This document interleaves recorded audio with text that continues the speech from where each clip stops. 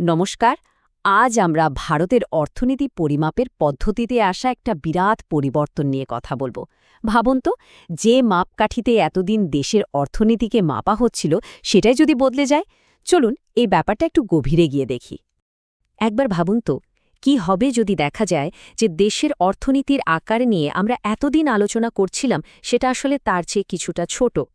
এই একটা প্রশ্নেই কিন্তু অনেক কিছু বদলে দিতে পারে, আর এটাই আমাদের আজকের আলোচনার মূল বিষয়। তো প্রথমে বুঝতে হবে সমস্যাটা ঠিক কোথায় ছিল।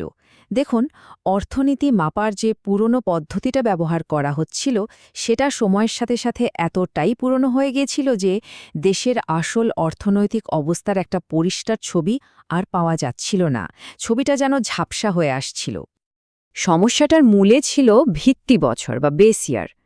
পুরনো সব হিসেব নিকাশ করা হতো 2011-12 সালের ডেটার ওপর ভিত্তি করে। এখন দেখুন 10-12 বছরে একটা দেশের অর্থনীতি কতটা বদলে যায়। তাই পুরনো ডেটা দিয়ে আজকের অর্থনীতিকে মাপাটা ঠিক হচ্ছিল না।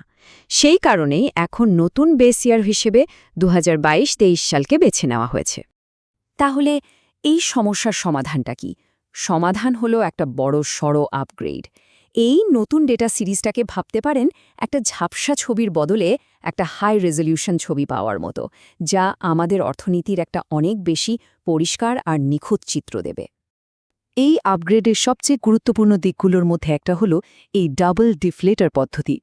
সহজ ভাষায় বললে, আগে কাঁচামালের দাম বৃদ্ধি আর তৈরি পণ্যের দাম বৃদ্ধিকে আলাদা করে দেখা হতো না, কিন্তু এখন এই নতুন পদ্ধতিতে দুটোকে আলাদা করে হিসেব করা হয়।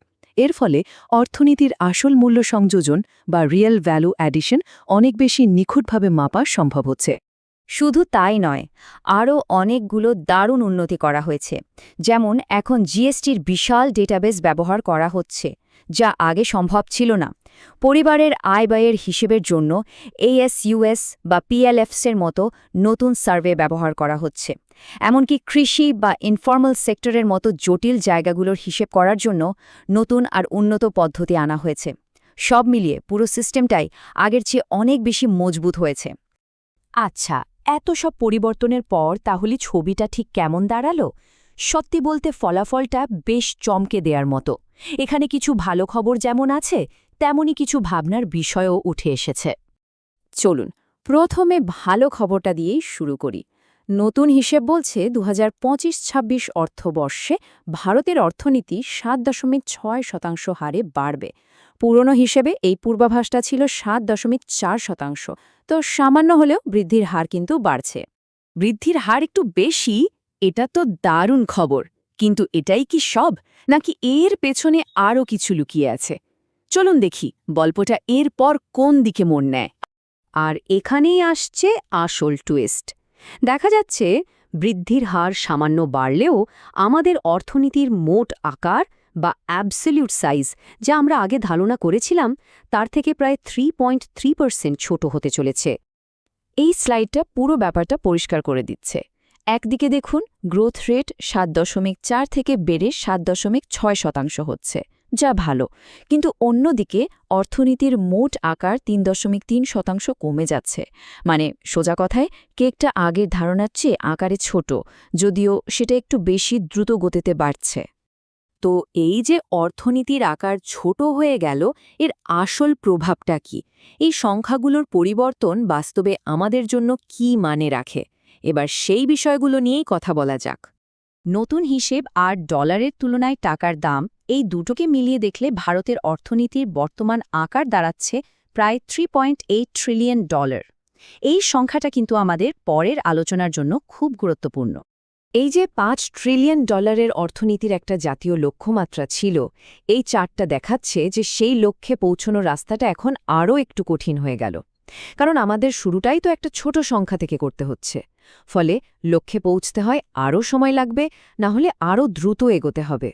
ব্যাপারটা অনেকটা একটা পরিবারের আয় আর ঋণের মতো। ধরুন, যদি পরিবারের মোট আয় কমে যায়, তাহলে তাদের ঋণের বোঝাটা আয়ের তুলনায় বেশি মনে হবে, তাই না? ঠিক সেভাবেই দেশের জিডিপি যদি ছোট হয়, তাহলে ফিস্ক্যাল ডেফিসিট বা জাতীয় ঋণের মতো বিষয়গুলো, যেগুলো জিডিপির শতাংশ হিসেবে মাপা হয়, সেই লক্ষ্যগুলো পূরণ করা আরও চ্যালেঞ্জিং হয়ে দাঁড়াবে। সবশেষে এটাই বলার যে এই পুরো আপডেটটাকে কিন্তু একটা ইতিবাচক পদক্ষেপ হিসেবেই দেখা উচিত, কারণ একটা কঠিন সত্যি জানা একটা ভুল ধারণার মধ্যে থাকার চেয়ে সবসময় ভালো। একটা সঠিক আর পরিষ্কার চিত্র আমাদের সঠিক পরিকল্পনা করতে সাহায্য করবে। এই কথাটাতে পুরো আলোচনার সারমর্ম লুকিয়ে আছে। পুরনো ভুল ডেটার ওপর ভিত্তি করে এগিয়ে যাওয়ার কোনো মানে হয় না।